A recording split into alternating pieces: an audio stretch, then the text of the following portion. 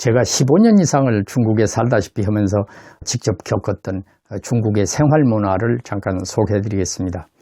이 이야기는 중국 전체의 이야기라기보다 일부 지방일 수도 있고, 또 제가 겪었던 것이 전부 중국의 생활 문화다, 이렇게 말씀드리기는 어렵습니다. 참고하시고 들어주시기 바랍니다. 사실 중국은 전통적으로 여성의 인권이 무시되었고, 뿌리 깊은 남아 선호 사상 때문에 여성은 남성 사회의 부속물처럼 여겨지던 그런 시절이 있었습니다. 또 남자가 여자하고 결혼을 하려면은 신부를 데려갈 때 돈을 주는 풍습도 있었고요. 반반한 여성은 전족을 어려서부터 해야 되는 이런 풍습도 있었습니다. 가족이 많은 집에서는 먹고 살기가 어려우면은 민며느리를 보내는 그런 풍습이 많이 있었고, 또 어린 딸을 부모가 돈을 받고 팔기도 했습니다.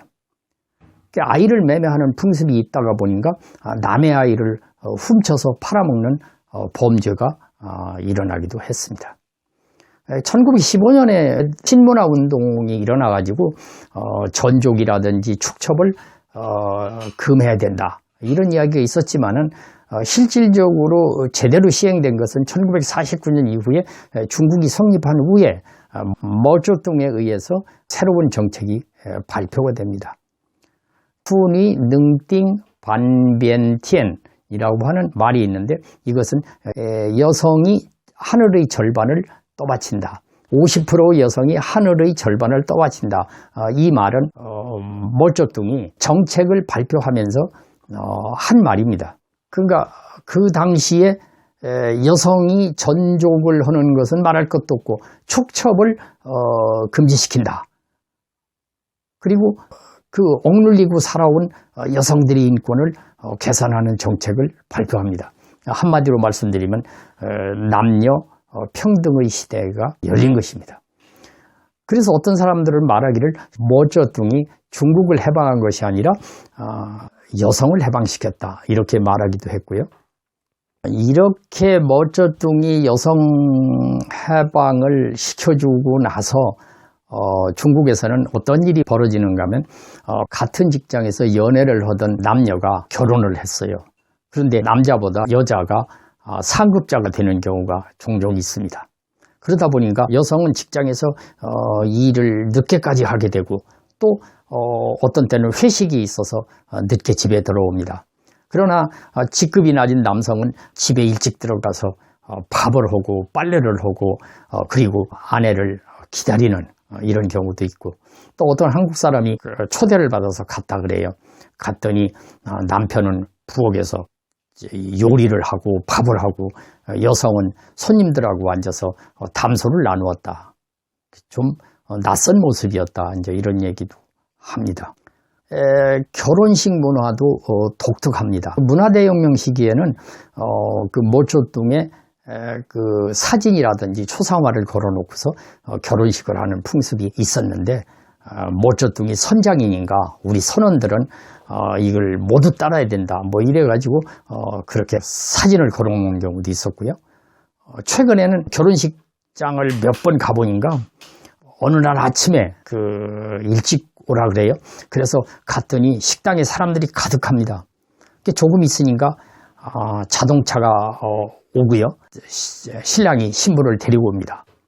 그런데 시골이나 도시지나 마찬가지로 중국에서는 자동차를 가지고 신랑이 신부를 데리러 가는데, 자동차도 대부분 짝수를 맞춰서 가고 또 사람도 짝수를 맞춰서 간다고 그럽니다. 신랑 신부가 도착을 했는데 누군가가 얼굴에다가 검정 구두약 같은 그런 까만 거를 이렇게 칠해줍니다. 그리고 신랑 신부가 그날 온 그 식당에 있는 손님들한테 전부 술을 한 잔씩 이렇게 따라주는 이런 것을 목격한 일이 있습니다.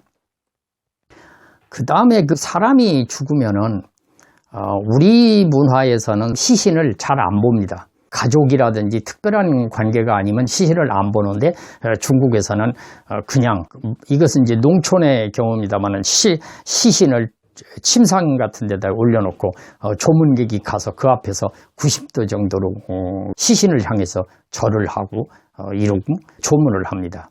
이것이 독특한 이제 중국의 장례 문화가 아닌가 싶습니다. 그 다음에 또 이런 경험이 있습니다. 감숙성에 그 출장을 가는데 저녁이었습니다. 타고 가는 기차가 이 침대 칸입니다. 침대 칸이 두 개가 있는데 하나는 루앙머라고 그러고 하나는 워프라고 그럽니다. 그 워프는 침대 칸이 오픈되어 있으면서 양쪽으로 세 개씩 침대가 있습니다. 제가 중푸에 타고 있었는데 어느 역에선가 사람들이 탔습니다. 한 20살 남짓 되어 보이는 여학생이 탔는데 그 여학생이 그 중푸에 탔어요. 타더니 바지를 벗습니다. 바지를 벗더니 그 다음에는 털실로 짠 그 내복도 또 벗어서 차곡차곡 개어 놓습니다. 그러니까 우리가 우리 문화로 이해를 한다면은 기차 안에서 아무리 침대칸이라도 바지를 벗는다는 게 조금은 이해가 잘 안 가지 않습니까? 아무튼 낯설었어요. 그런데 아침에 일어났는데 좀 놀라운 사실을 목격하게 됩니다. 화장실에 갔더니 한 5명이 화장실 앞에서 서 있습니다. 화장실 앞에 서 있는 사람들 중에 보니까 젊은 여성인데 내복만을 입고 휴지를 들고 서 있습니다. 그 당시에 생각할 때 그 공공장소에서 내복만을 입고 서 있다는 것이 이해가 잘 안 가던 그런 경험도 한 일이 있습니다. 그 다음에 식당에서도 낯선 풍경은 덜어 있습니다. 음식을 시킬 때 가서 보면 그 메뉴판을 들고 한 7, 8명이 만약에 갔다 그러면은 주문하는데 한 10분, 15분씩 이렇게 걸리는 그런 경우를 종종 보게 됩니다. 또 귀한 손님이라고 생각이 되면 반드시 생선을 시키는데 생선의 머리가 주빈의, 그러니까 그날 가장 귀한 손님 앞으로 향하게 한다. 이런 것도 있고요. 그 다음에 요리를 다 먹고 난 후에라야 밥이라든지 빵을 이제 주문해서 먹는다. 그 다음에 단골 식당에 갈 때는 술을 자기가 사갖고 간다. 한국에서는 식당에 갈 때 술을 자기가 사갖고 간다. 이해를 참 하기가 어렵지 않습니까? 중국은 남자가 22살이고 여자가 20살에 법적으로 결혼 정년기라고 그러죠. 그런데 그 공식적으로 결혼을 하게 되면 결혼증이라는 것을 국가가 만들어줍니다.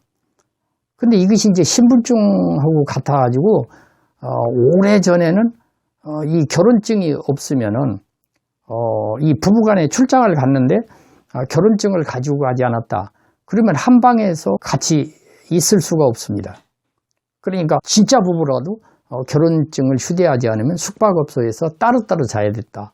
이런 이야기도 있거든요. 그리고 최근에는 이제 늦게 결혼한 사람이 많고 또 아예 결혼 안 한 사람도 있고 또 경제가 어려운 사람은 나혼이라 그래가지고 찬물만 떠놓고 결혼식을 하는 사람도 있다고 합니다. 혼기가 지나도 배우자 구하기가 점점 어려워지는 이런 상황이 되니까 부모들이 애가 탑니다. 그래서 결혼시장이라는 것이 생겨나고 그 결혼시장을 공원 같은 데서 하게 되는데 부모가 일일이 말하기가 곤란하니까 등어리에다가 써붙이고 다닙니다. 우리 아들은 호구가 있어요. 그래요. 호구라는 게 자기가 거주하는 지역의 호적이나 마찬가지죠. 호적 등본이나 마찬가지죠. 그러니까 예를 들어서 중국에서는 시골의 호구를 갖고 있는 사람이 도해지의 호구를 얻으려면 굉장히 어렵습니다. 그러다 보니까 호구가 있다는 것이 자랑이죠.